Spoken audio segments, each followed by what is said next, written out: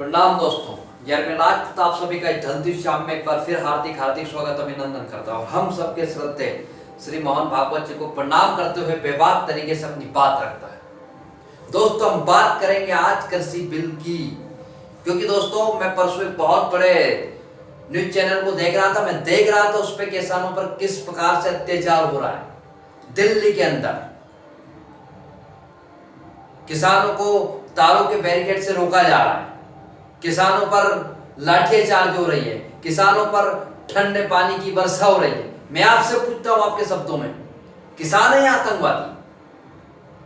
अरे जो अपने बात को रखने के लिए आपके पास आए, आप उनके साथ ये शुरू कर रहे हैं। और आपके बहुत बड़े मंत्री एक न्यूज चैनल में इंटरव्यू देते हुए कहते हैं कि किसान अमेरिका और जापान के किसानों की तरह नहीं सोचता।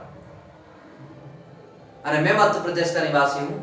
अरे मध्य प्रदेश में कई ऐसे जिले हैं, आप राजगढ़ जिले में निकल जाइए, आप सीहोर जिले में निकल जाइए, वहां पर किसानों के पास खेतों में सिंचाई करने के लिए पानी तक नहीं है। और आप कहते हैं कि किसान अमेरिका और जापान की तरह नहीं सोचता। और आपका एक बड़े मंत्री जी कहते हैं वो पुराने पहले कहीं टीवी चैनल में भी काम किया है और पहले कहीं अभिनेता भी रहे हैं। वो कहते हैं कि किसान अपनी फसल कहीं भी जाकर बेच देगा।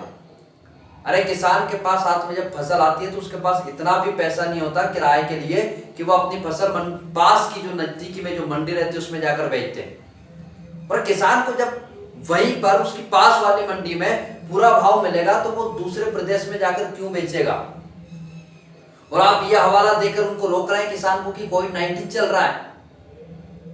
अरे अभी जो प्रदेशों में आपके चुनाव है, बिहार में आपके चुनाव थे, मध्य प्रदेश में आपके चुनाव थे, उत्तर प्रदेश में आपके चुनाव थे और भी अन्य राज्यों में आपके चुनाव थे, जहां पर आपकी सभाओं में 1-1 लाख लोग होते थे, उस समय कोविड-19 कहां गया था?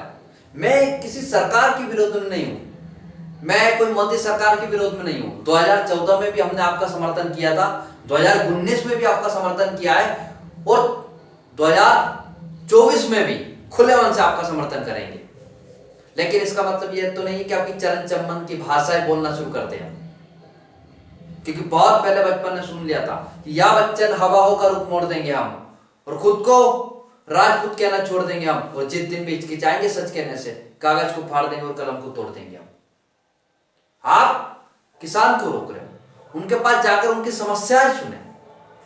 और आपके कृषि मंत्री जी के पास इतना टाइम नहीं है कि उनकी जाकर वहां पर समस्या सुनी जाए।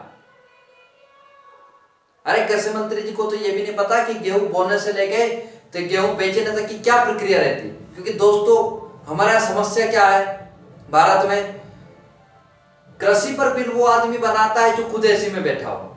अरे कृषि पे बिल बनाने के लिए किसानों के बीच जाना पड़ता है, उनकी चौपालों पे बैठना पड़ता है, उनके साथ बैठना पड़ता है, उनकी मेल पर जाकर समस्याएं सुननी पड़ती है, तब जाकर इस बिल का निर्माण होता है। और हम बिल के विरोध में नहीं है, आप बिल लाइए, लेकिन उसमें यह तय कीजिए कि इतने मिनिमम एमआरपी से नीचे व्यापारी इस फसल को नहीं खरीदेगा, उस पे ये मूल्य तय कीजिए आप, और फिर इस बिल को लाइए। आपका पूरा भारत समर्थन करेगा। जय हिंद, जय भारत।